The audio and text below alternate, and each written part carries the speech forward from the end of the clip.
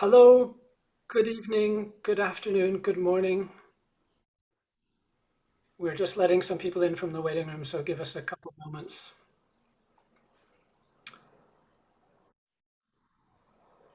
I see some familiar names amongst the participants, people I've worked with, people I know. Nice to see you here. Um, so we've got an hour together. I'm just going to get through with the introductions. You might hear some people coming in already. Thank you for taking part in this event. This is one of a series of events we've done in the past to coincide with the launch of Touchpoint, the journal of the SDN. I'll be sharing a link later to make sure that you all have the opportunity to find it online if you're not familiar with it. What we like to do is bring together the people who create each issue of Touchpoint periodically for these types of events. We've got together with us some guest editors from the issue, and we're going to have 3 or 4 authors also giving some presentations in this hour. I'll do the introduction shortly, and I'll let you know a little bit about how the structure of this event goes. We are recording this, by the way, so this is something that we're going to share on the SDN website. If your camera is on, there's the chance that you're going to be visible in the recording. I just want to let you know that so you can turn your camera off if that's necessary. So we've got, again, 2 guest editors with us today. That's Giuseppe Corazzo and Dr. Vidya Priya Rao. And we've got 4 authors that are going to be giving talks based on the articles today. They are Shreya Dhawan, Liz LeBlanc, Veronica Naguib, and Sergio Tavares. What I'd like to do is begin with the 4 talks. During those talks, these are based on the articles that the authors that themselves have either written by themselves or been a co-author of, and they've got some slides to share. The talks are going to be around 8 or so minutes, so pretty rapid fire. If you've got questions, you can put them in the chat as we go, or you can save them for the end. The questions in the chat is going to be where I'll pick some things up in the end. So we should finish the talks and have about 15 minutes of discussion, first between the editors and the authors, and then I'm going to open it up for questions from yourselves, the audience. If there's any questions, raise your hand or unmute yourself now and give me a shout. But otherwise, I'd like to begin by introducing our first author, our first speaker. This is going to be Shreya Dhawan. She's a service designer at Harmonic Design. She is a relationship-driven, multidisciplinary designer with an MFA in service design from the Savannah College of Art and Design. And she's interested in organizational design and understanding cultural patterns in small and large organizations. So Shreya, I'll let you take over and share your slides, and happy to hear your talk today. Absolutely. Thank you, Jesse. Give me a minute while I share my screen. Hi, everyone. How's everyone doing? Good morning from Atlanta. All right. Let me know when you can see my screen. All good? Looks good. All right, perfect. So hello again and welcome everyone. Really glad to be here and thanks for the wonderful introduction, Jesse. I am Shreya and I'm here to represent my article with my co-author Leah Berg on measuring for sustainability, friend or foe, in the latest Touchpoint Journal themed measuring experiences. Oops. So before I dive in, a little bit about me. I am from New Delhi, India, and I'm based currently in Atlanta, Georgia, in USA. I work as a service designer with Harmonic since the past couple of years. And as Jesse said, I have a master's degree in service design from the Savannah College of Art and Design in Savannah. And I graduated, I think in 2018 or something. I do have a bachelor's degree in industrial design from Symbiosis in India. And I'm really glad I got that degree because, just getting that design background was really important to me.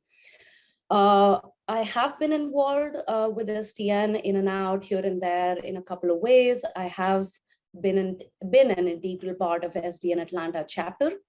I served as the events chair for a couple of years and have also contributed to Touchpoint Journal a few times before. So here I am just, here in front of you. I have collected a few pictures that talk about me. As you can see, a little bit about my life.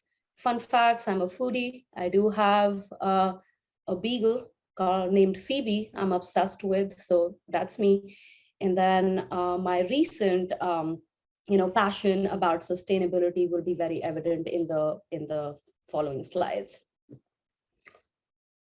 So a little bit about Leah and I. So there's a little backstory there, and excuse me, I have a little bit of a throat infection going on, so I might be a little hoarse at times. So excuse me for that.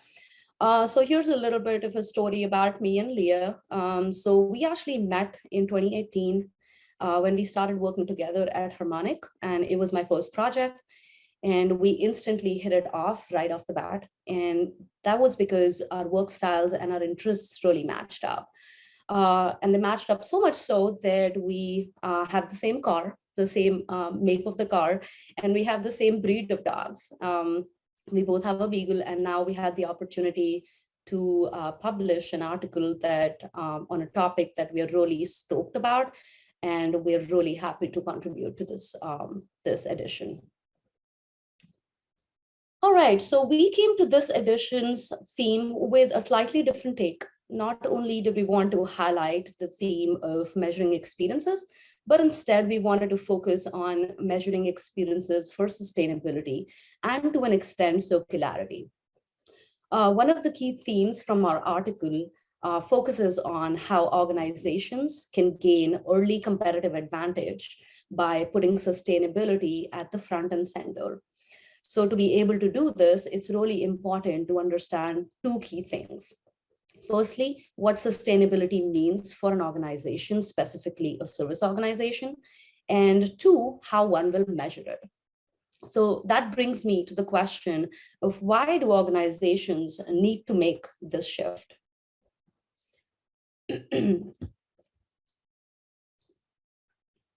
So as we move towards a society that is more sustainable and circular, it has really become imperative for service organizations to put increasing focus on the impact of their services to the society, the economy, as well as the environment. So as consumers now are becoming more and more environmentally conscious, they're looking for more than a mere product or a service. They're looking for those who practice sustainability or are inclined towards it.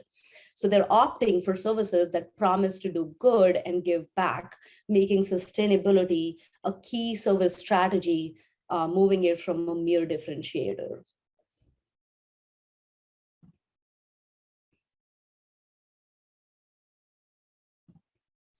So to be able to test our thinking, we thought we would use, this framework that we had come up with, and we would use it to analyze an everyday service that we use. So what we did was we took an example of a grocery delivery service. So by introducing a tool called Service Origami, and here in the image, you can see what we're doing. It's a tabletop service origami in our Harmonic studio.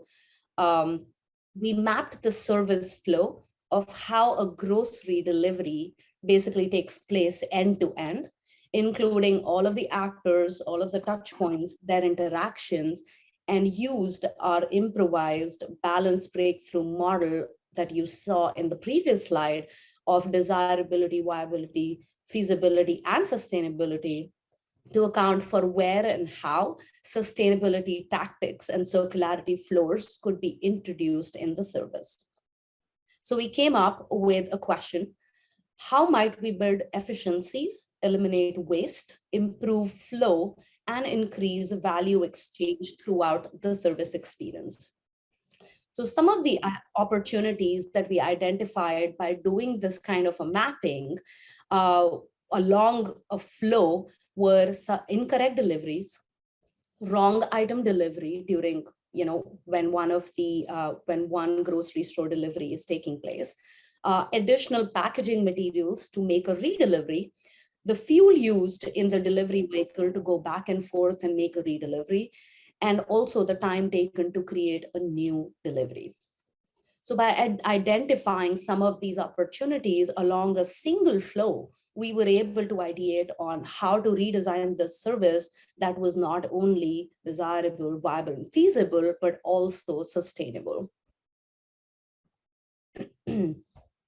So while reflecting on this example of a grocery delivery service, a key takeaway for Leah and I was how this approach makes use of several of the service design tools that we use every day, like service blueprints, customer journeys, service origamis, and the use of these tools to effectively map and lay out service flow and all of its elements, and how it presents a perfect groundwork for identifying some of these opportunities to make the service more sustainable.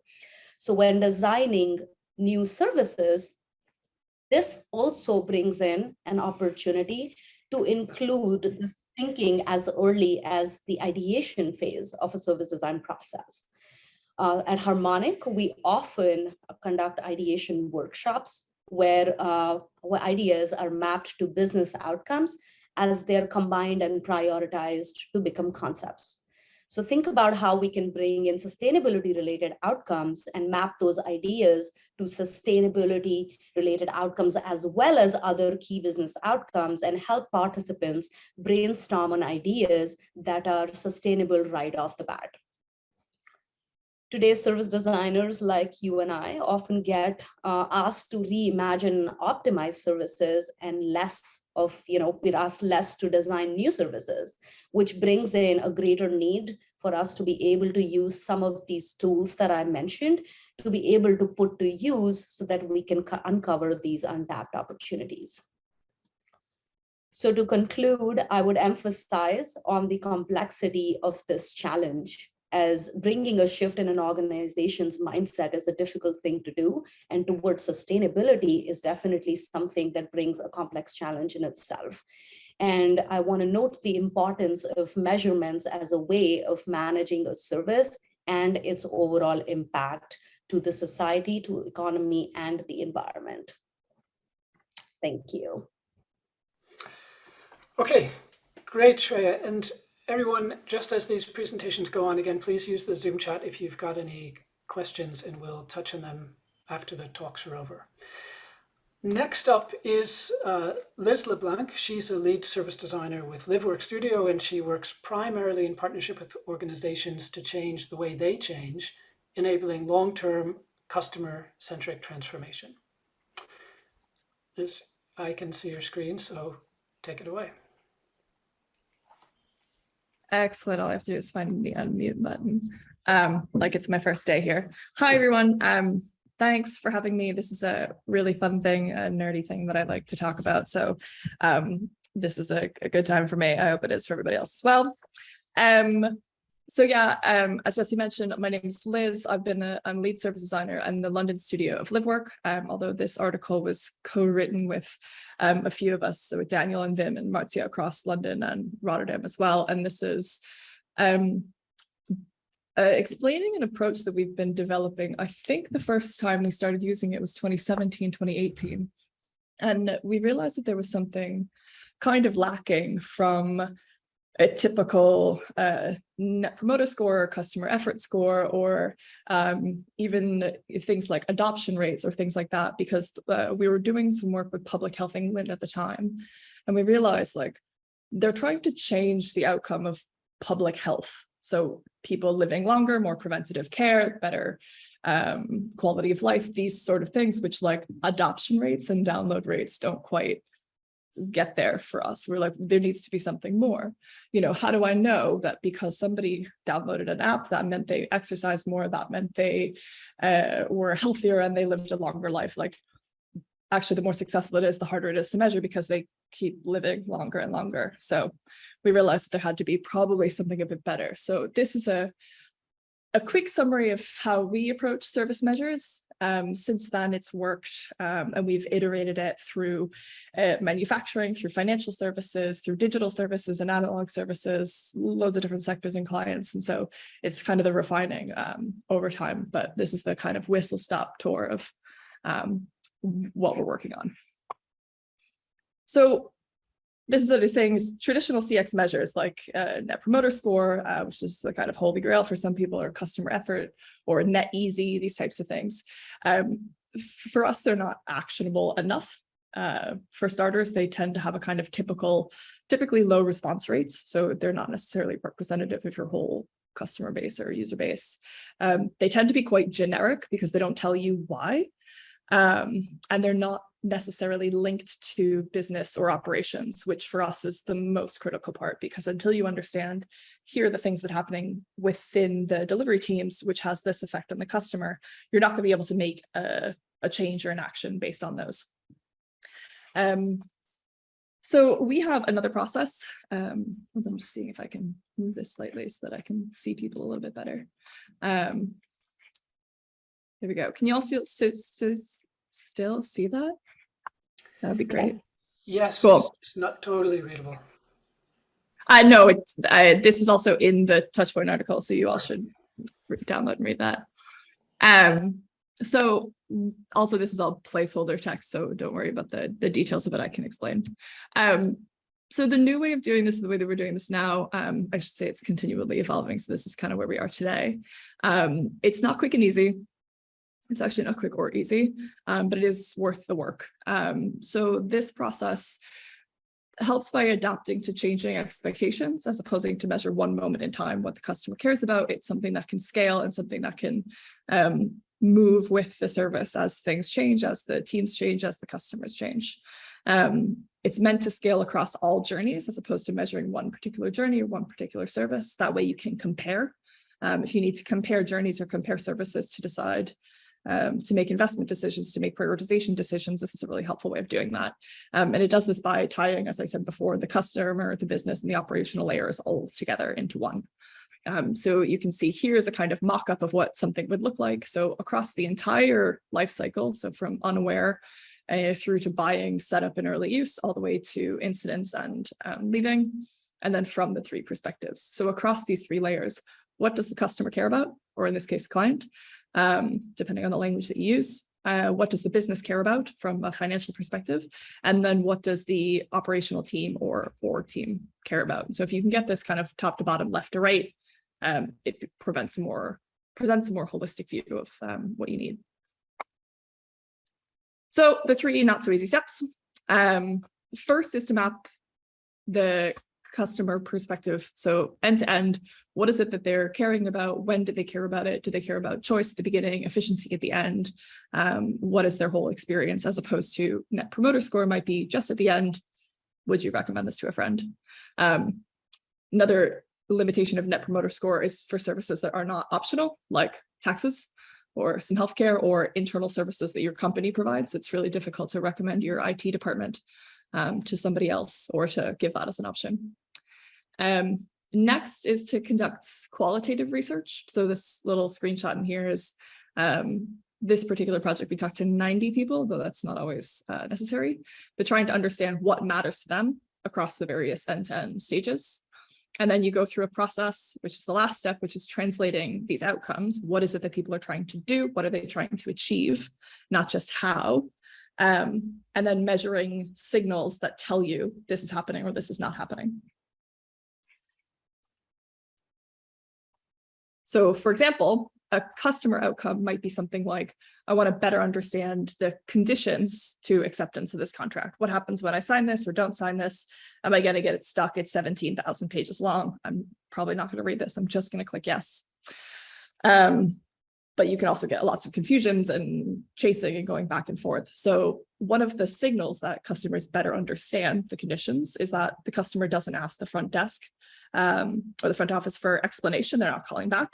And a metric for that would be the monthly number of emails related to contract explanations goes down. So you can also have then multiple signals and multiple measures for each signal. This is just a kind of simplified version.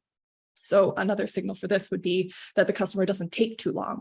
So the metric would be decreased time elapsed between we sent you the contract, you read it, you figured it out, and you sent it back. If that happens within the same day, you can kind of get a pretty good idea that they're understanding, as opposed to, oh, it takes weeks because I went back and forth and I didn't quite understand it. I had to call and then we got disconnected. I had to follow back up. You know, these kind of repetitive things that drive irritation with customers.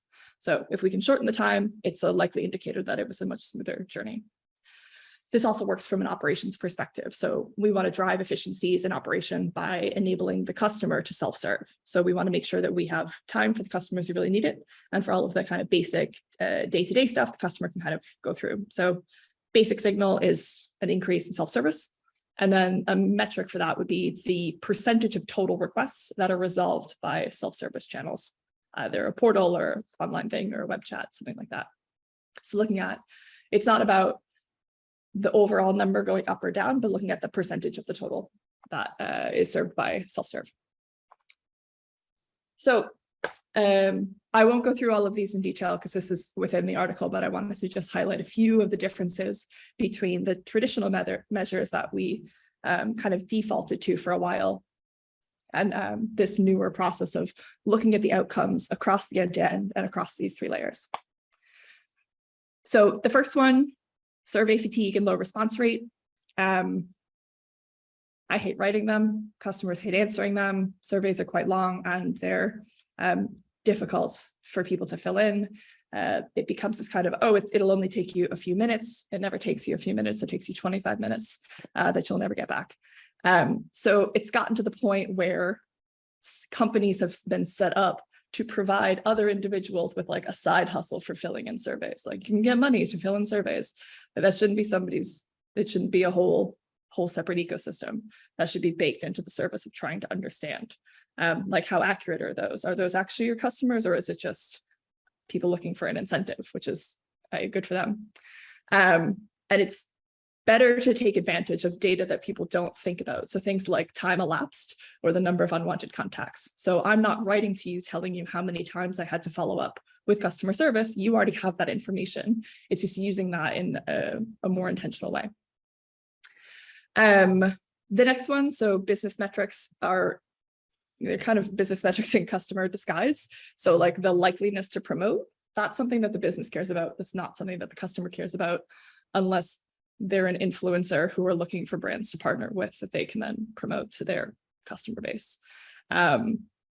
They're looking for something that can get a thing done for them. Like what is the outcome that the customer cares about? And the promotional part will follow. If you can get their job done, they will tell people about it, as opposed to looking for that promotion as the first part. And then last, things aren't linked to organizational effort. So they're not linked to why. So what is the customer doing or not doing? And what is the team doing or not doing that's causing the customer to leave?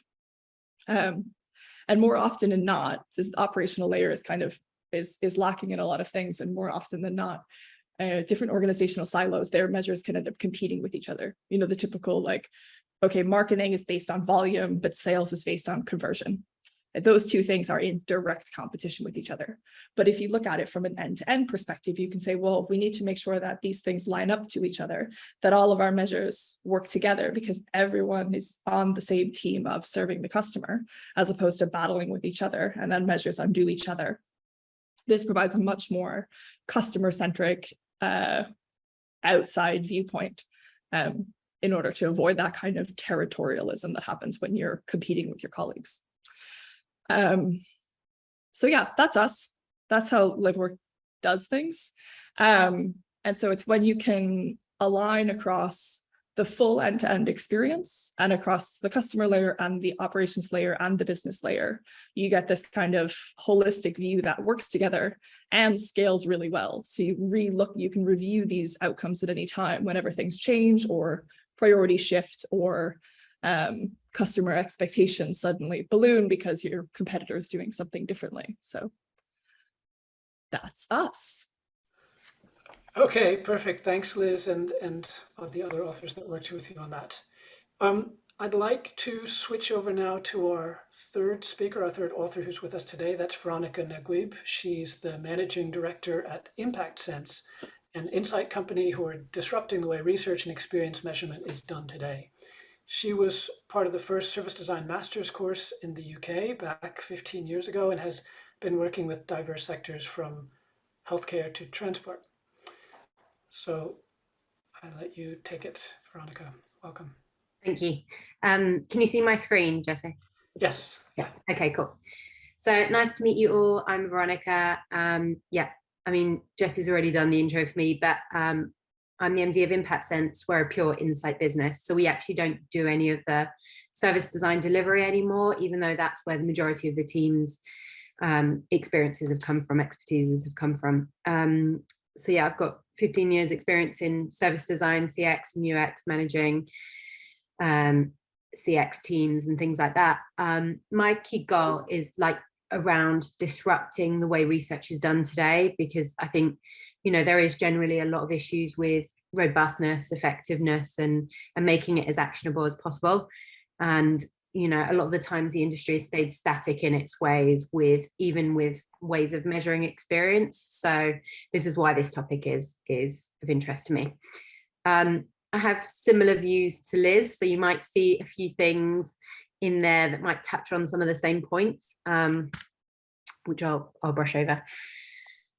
So yeah, I mean, we ran a study with CX and service design professionals, and one of the key statistics that came out that really did shock us was that only 4% of people know how to improve their customer experience from the key CX metric that they use.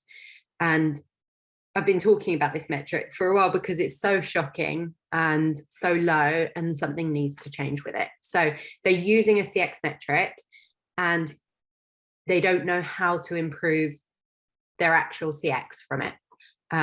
So that's, yeah, it means that there's something wrong with the actual metric in itself. And if we actually look at what are the key metrics that are being used today, NPS comes out as the highest. So how likely would you be to recommend this to a friend or family? But also there's lots of others, some which aren't on this screen, like customer effort scores and things like that. And they all come down to almost a single question. How satisfied are you? How likely would you be to recommend? How usable is this? And you're expecting one question to give a view of the whole experience. That's quite clear that you would be able to see where the issues are with that. And it came out very low actually as a valued metric from our study, all of those metrics, but specifically NPS as well. And so, you know, really you've got to ask yourself, why are the least valued metrics still the most widely used? And I would say it comes down to these four things. One is that a lot of them are well established, and it gives businesses confidence that, you know, using a metric like this, you know, will align teams because everyone's aware of it and knows how it works. It's simple to create, simple to capture, simple to analyze and then understand and share that understanding and communicate it. It's also simple, potentially simple for customers to feed in if it is a single question, although a lot of them have surveys attached to them. It's comparable, you know, you would be able to compare a lot of these metrics against competitors if it's based on a single question, but also compare it against the industry and your own past performance. So it allows you to track and see changes over time and all of that. And finally, it's tangible. It's creating, it's quantifying experience and turning an intangible concept into something that is tangible. And so all of these really come down to it being, sorry. Okay, quick question. Do you have slides beyond your bio? Because all we've been seeing is introduction to yourself. Oh no, okay. Sorry about that. It's not coming through then, no? No, so, no, yeah, no, we only had seen your bio slide till now. Oh, I'm so sorry. It's, Don't rush. Actually, our fourth speaker hasn't appeared, Sergio, so you have a little more time. Okay, thank you. Let me just, let me try and reshare again. I'll let you know if you see the next one. Thank you. Thanks for stopping me. No worries. Yeah.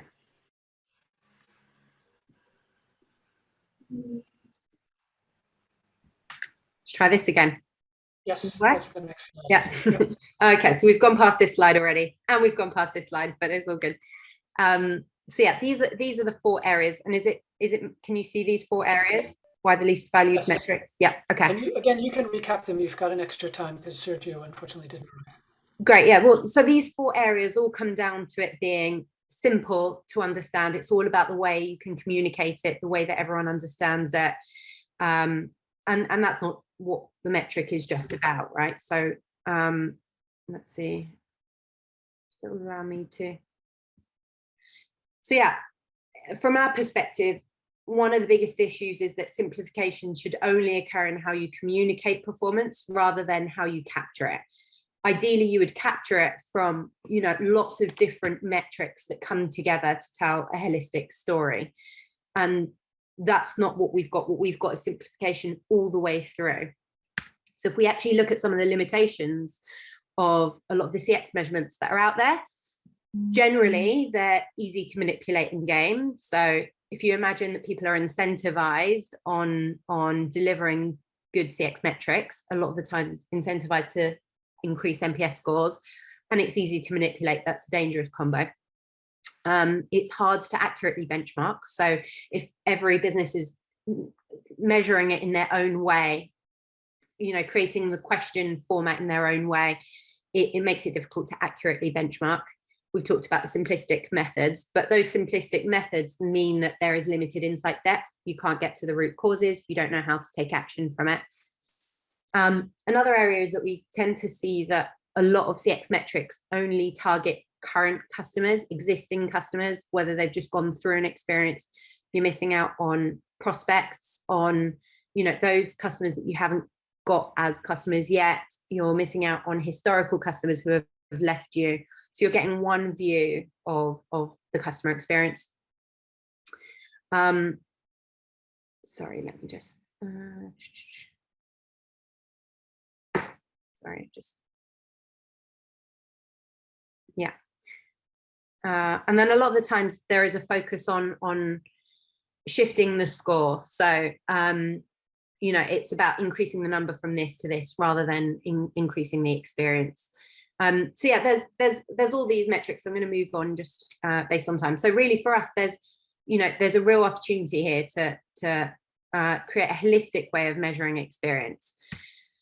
From our study, we've got a list of what CX and service designers have said that they would want from a metric. And I'm not going to go through each of these at all. So I'm just going to pick out a couple things like combining methodology, like being able to combine quant and qual, being able to combine prompted and unprompted data, being able to, you know, access all sorts of data, behavioral and attitudinal, and bring it all together to be able to get a clear view of customer experience. Things like being able to connect the insight and the data with root causes so that you know what action to take. And things like understanding the context behind the data. So, you know, we talk about segmentation and things like that as CX professionals or as service design professionals. We talk about journey mapping, we talk about all these things, but they don't tend to come together when we talk about measuring experience. Sorry, my laptop is freezing. So yeah, we've created a holistic framework that that does embrace the complexities of CX, but really it needs to come down to communicating it in a simple way as well. So when we spoke to customers of different industries, we didn't ask them to define what customer experience means to them to be able to understand how to measure it, because people don't know how to talk in that language. They don't understand necessarily. You're asking them to explain something that is a feeling and they don't know how to necessarily explain. But what we did do is ask them to talk to us about a brand that they love, a brand that they feel neutral about, and a brand that they hate, and a service that they love, a service that they feel neutral about, and a service that they hate. And then you can start to understand what are the things that they're talking about and bring them out into higher level themes. And, you know, traditionally we used to talk about experiences about improving the usefulness and usability and the speed of interaction and things like that. And this isn't what customers talk about. And then we said that's the basic level, and actually we need to create personal experiences and meaningful experiences. And this still isn't what a lot of customers talk about when they're talking about brands that they love. It really does vary per brand, per service, per experience. And just to compare two different industries, you know, when people are talking about retailers that they love, fashion retailers, they talk about, you know, the quality of the product and the material and and the price of it and how much they identify with the brand and things like that. And then when you speak to someone who's talking about an energy supplier, they're talking about fairness of fees and charges and the speed of issue resolution. And so it's very different. And what we're trying to do is create one generic umbrella that measures experience across all industries, across all types of businesses. It even varies when it comes to looking at it by brand. So if you take something like a budget hotel versus a luxury hotel, what your expectations are different, and therefore what you are judging the experience on is different as well. So, you know, I would expect, I might expect them both to be great at complaint handling. Yeah, fine, that's not like, but with a budget hotel, I might care more about the price. With a luxury hotel, I might care more about the way that the staff treat me and make me feel important and make me whatever. So, you know, it's really about understanding all the intricacies of experience and knowing that it's going to vary per brand and per industry. So how do you create something that's generic, that can be used, a metric that can be used by everyone? So from all of our research, we brought it down to these 5 things.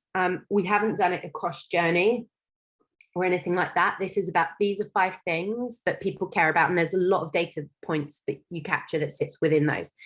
So one example is, one of the key things is product proposition, right? So if someone talks about customer experience, they don't necessarily remove the idea of cost or value from experience. It's part of the experience for them. So things like what I get, the features, how unique are they? How important are they to me? And what is the price and how does that create the overall value? That's one area, product proposition. The next is around brand love. You know, if I love a brand, I might be more forgiving of the experience if they've done something that hasn't given me a good experience. And that should overall be incorporated into it as well, because it's an important part to play. How proud am I to wear the brand? How closely aligned does it ethically align with what I believe in, and things like that all come into it as well. Human interactions, so anywhere where an employee and staff interact, how knowledgeable, friendly, skillful are employees. Journey flow, so this does cover the usability element because it is an element, but it's not everything.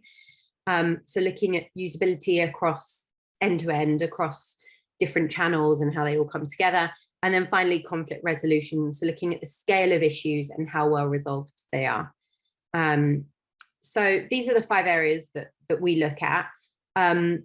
We capture hundreds of different data points within them, and we use a mix of methods, and we combine prompted and unprompted. So I know, Liz, you talked about, for example, surveys being tedious and not always working, but I also think they do have their value if they're done in the right way, if you ask questions in the right way.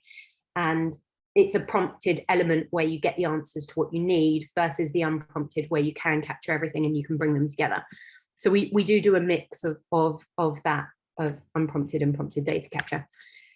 And then just a final point that I wanted to make was around, you know, whilst we're capturing hundreds of data points, it's about how does it all come together? Like, how can you clearly bring this together and present it at board level? And it's not just about board level, it's about how is experience metrics shared across the business. So it's not just about communicating, but it's about taking action. What do frontline staff need to see? What do they need to know? What do design teams need to know? What does management need to know? And then what does board need to know in terms of, you know, where budgets go and how things work? So yeah, for us, it's about how do you make it actionable by everyone as well. And that's it. I hope you got to see the slides. Yes, really good. Yes, thank you. Thanks a lot, Veronica. Thank you. Before I skip him, if he's still here, Sergio Tavares was one of our authors who was going to be the 4th speaker today. I don't see him in the attendee list, but Sergio, if you're here under some different name, can you let me know? Otherwise, we're going to go right to questions. So actually, 2 of the guest editors who helped bring this issue to life are with us today. And I'd like to introduce them and then see if they've got any questions for the authors that we've heard so far. The first of them is Dr. Vidya Priya Rao. She's a founder of Innovatus Marketers Touchpoint and is based in India. She's also one of the SDN's accredited service design masters, and we've been lucky to have her involvement in a lot of SDN initiatives, actually. In her work, she helps companies harness their power of innovation by breaking out of their comfort zones and embracing the what ifs.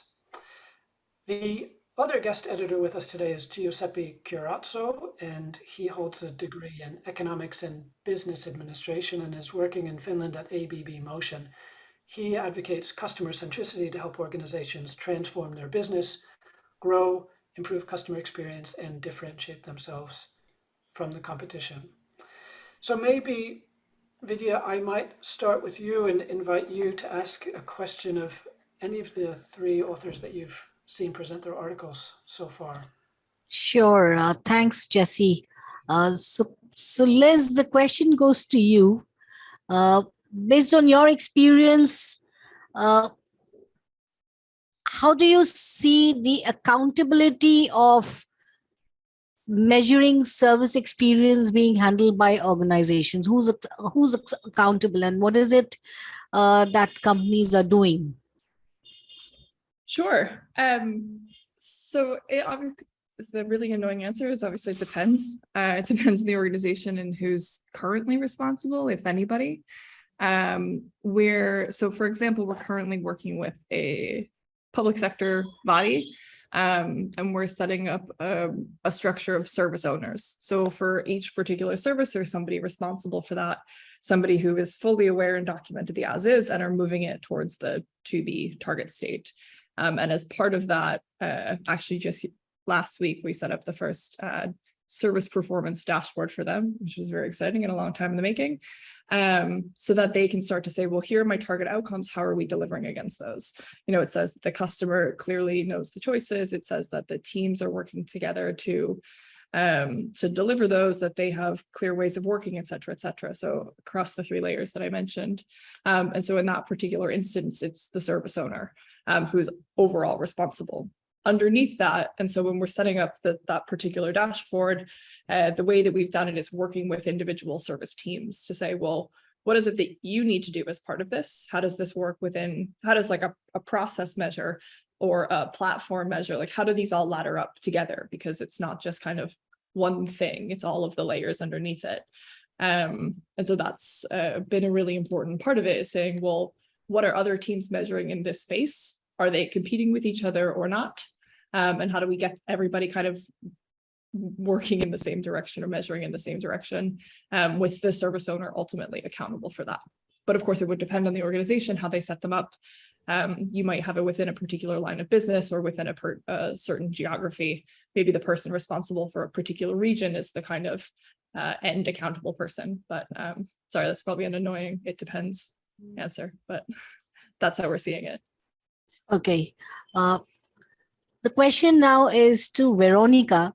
How do you see the transition to this data-driven mindset within the organizations? What are the kind of resistances you see for this transition that companies have to make? I mean, I see, if we take something like the framework that I've shown, one of the resistances is that it's very holistic and it's hard for, someone to be accountable for that because it's holistic. So, no specific team wants to own the whole thing. And therefore it's like, they only want to be responsible for their area. So I think that's where there is an issue in a data-driven approach when it's holistic. I mean, other resistances would, I guess, be around the perception of complexity and cost and effort, whereas actually I see it as quite a reasonably easy thing to do if you've got like the structures in place, that if you can work on the structures in place for it. But I think it's doable and you can do it at different scales. So yeah, I'd say probably those two. Okay. Great. Maybe Giuseppe, I'll hand it over to you. You've been hearing the authors as well, if you've got any questions for them. Yeah, and thanks for this opportunity. I have a question to Veronica, but can be extended to the other authors if we have time. So based on the insights that you have collected, I was wondering which company, in your opinion, could be more receptive and motivated enough to, embrace an holistic measurement framework, and just start breaking silos? I mean, I think utilities would be great, like energy, telcos, ones that actually have things like product proposition being very important. They don't necessarily have much brand love, but could do a lot of work on it. Things, they have a lot of human interaction as well. So a lot of the areas, and I would say a lot of experiences can be measured really well in those industries, and they could do with a lot of improvement on those areas. And therefore I think industries like that, maybe more utilities and banks and some of the like less loved businesses. Any of the other authors want to challenge or answer the challenge as well? Yeah, I would +1 that. And I would also just say anything where the customer, for lack of better language, wherever they don't have a choice. All of your public sector things, I don't have a choice of who I pay taxes to. And I think it would be really interesting. I live in London, so with the impending kind of implosion of the government, I think it would be interesting to think about, well, what are the services that they're providing and how effective is that? And are all of these ministries actually doing what they say they need to be doing? Or is it just that we have only one Ministry of Justice, and so there isn't really a competitor that I can go to? I think there's a kind of default of like, well, they have no other choice, so it doesn't really matter, which is kind of a cop-out, right? Totally agree. So maybe what we can do is now start opening the floor to questions. And Chris, hi, nice to see you. Maybe I'll just let you pose your question to the group and see who'd like to take it on. Sure. Hi, Jesse. Hi, everyone. Thanks for the great talks. I guess I was wondering, I feel myself, and I see a lot of designers getting pulled into the gravity of business as the main logic of looking at design. And I know a lot of the roots of design research are more in ethnomethodology and doing qualitative research and co-design.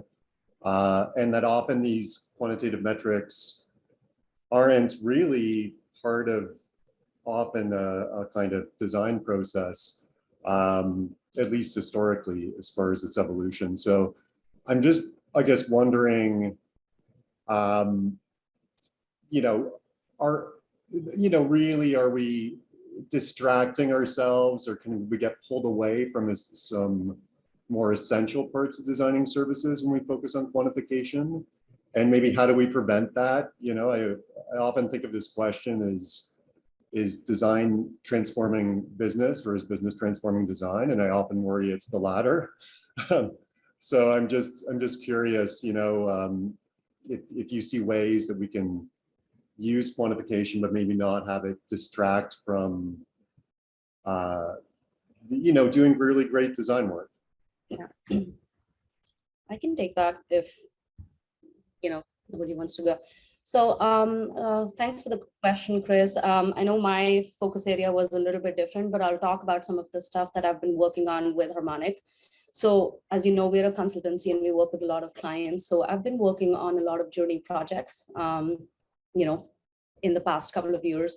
And one thing that we specifically do is, since we kind of come in as an outsider and as an agency to help an organization or a client really redesign or just like rethink that journey, we definitely, when we start the project, we're definitely giving some business metrics, right? These are the ones that the leadership sets in. Here are some business metrics we're after, and this is what we want at the end of you going through that, redesigning our journey.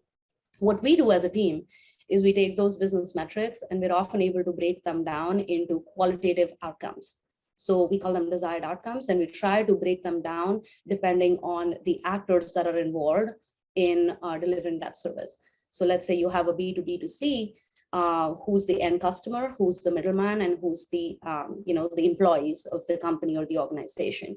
And when we do that, we try to break it down into different kind of qualitative outcomes, like I mean, it's hard to give an example from the top of my mind, but what we measure is basically not how you've achieved that outcome completely, but what steps have you taken to move the needle to be able to become one step closer to that outcome.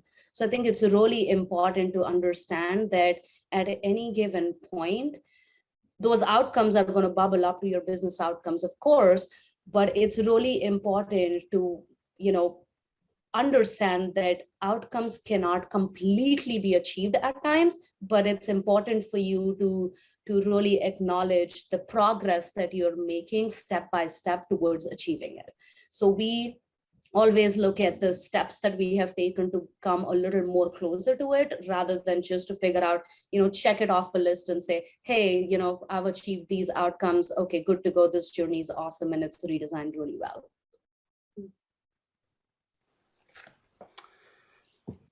Could I also maybe add as well? So Chris, when I first read your question, I thought, I disagree, but I think that we're not going to become accountable or valued as service designers or experience designers fully until we can start to measure some of that and show the value of it.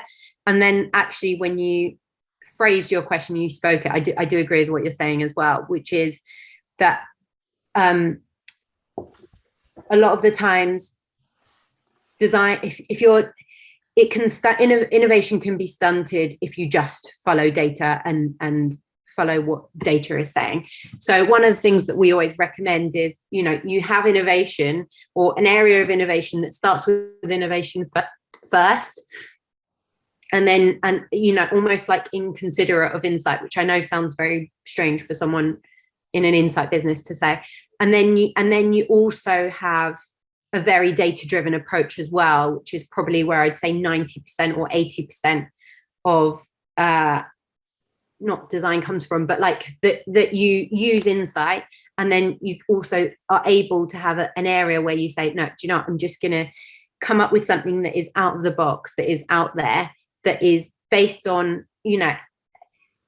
can be based on qual experiences or ethnography, or like being able to empathize and connect with people and things like that, but also still be able to quantify as well. So I think you do need both. I definitely think you shouldn't just go with quantifying experiences and using that to wholly manage a design process. Great.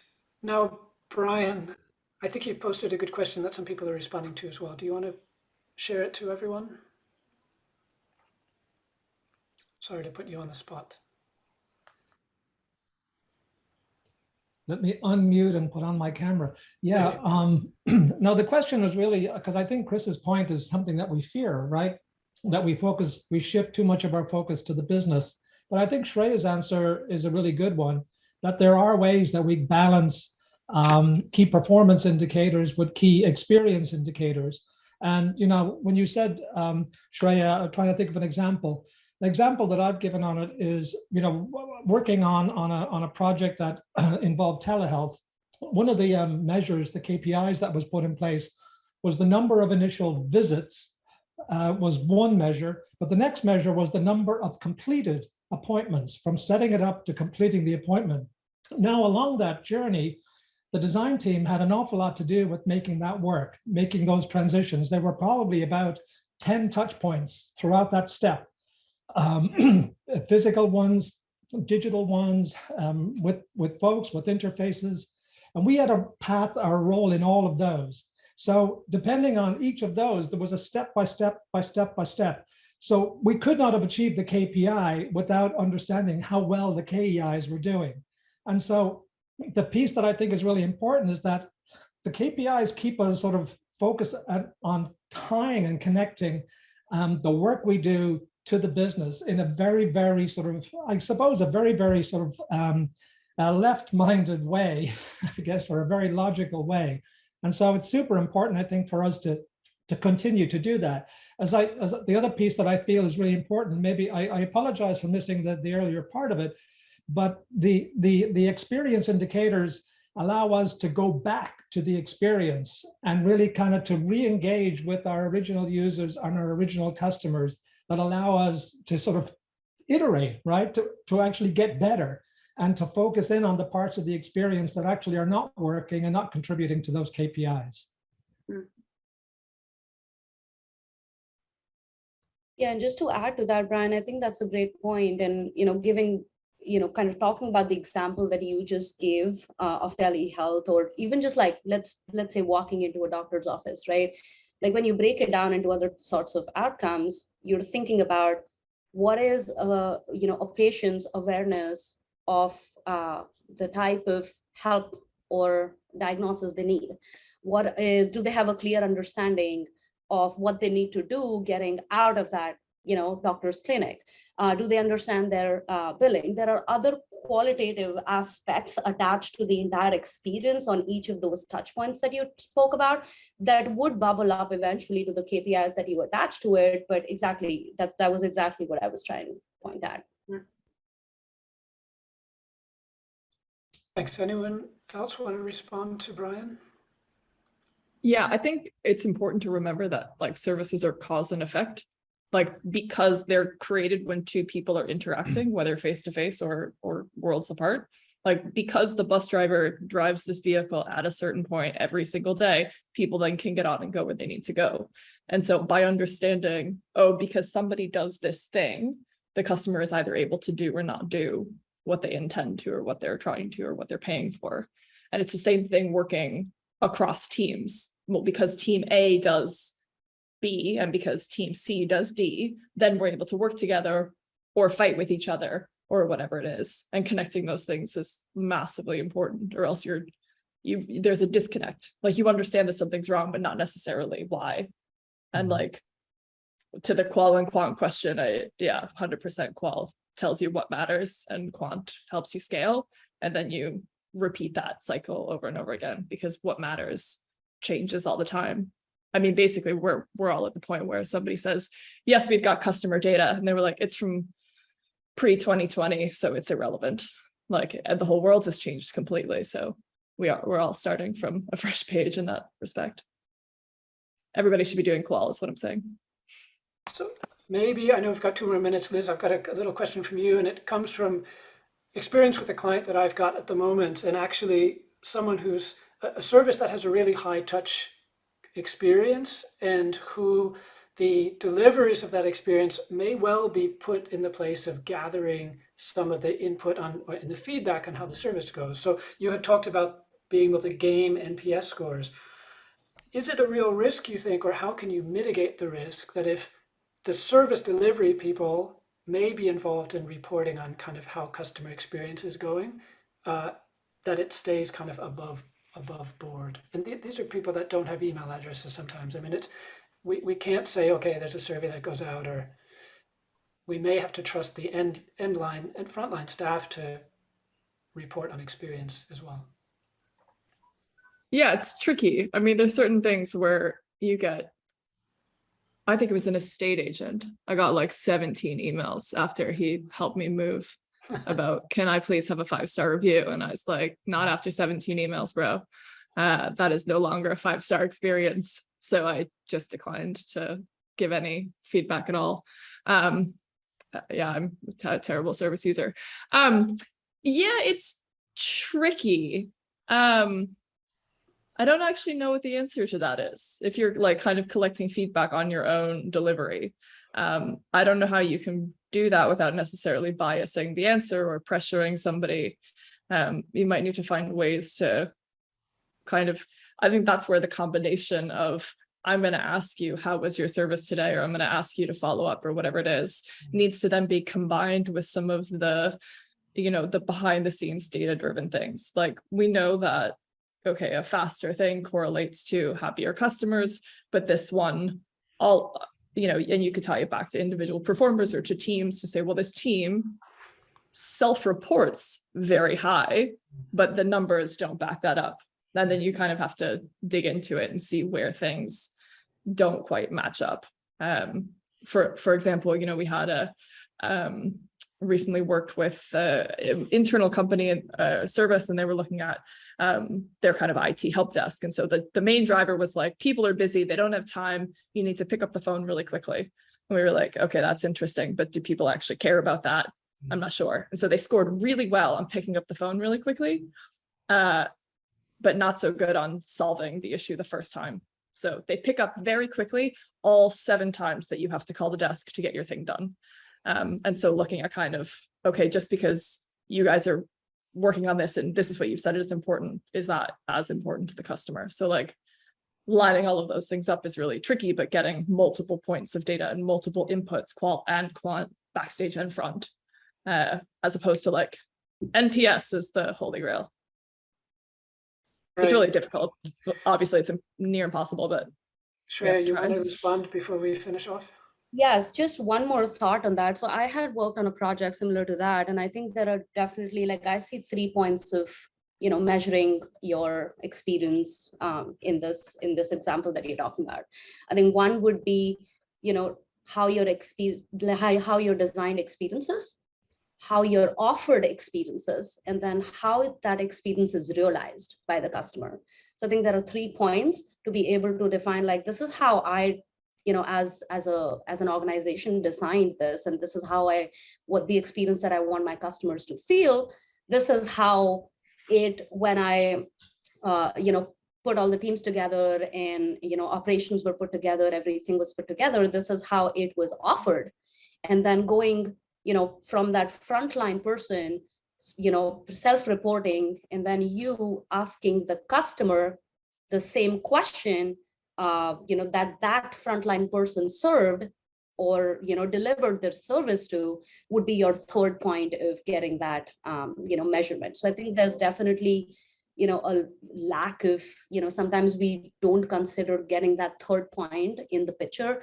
But I think if you miss out on that, then you do not get a good understanding of what you designed versus what you offered, versus what the customer experienced eventually. Yeah, perfect. Thank you. So I'll have that as the last comment. I have put a link in the chat. I would invite you, if you've not seen it, this Touchpoint exists as a physical thing which you can order. I hope you get a chance to do that, or at least to read it online. Thank you for participating. Keep an eye on the SDN social media for the next event we have like this, as well as things like calls for paper, and you can maybe even contribute to a future issue. So thanks for spending the time with us, and we'll see you at the next one. Thank you. Goodbye. Thank you. Thanks. Thanks all.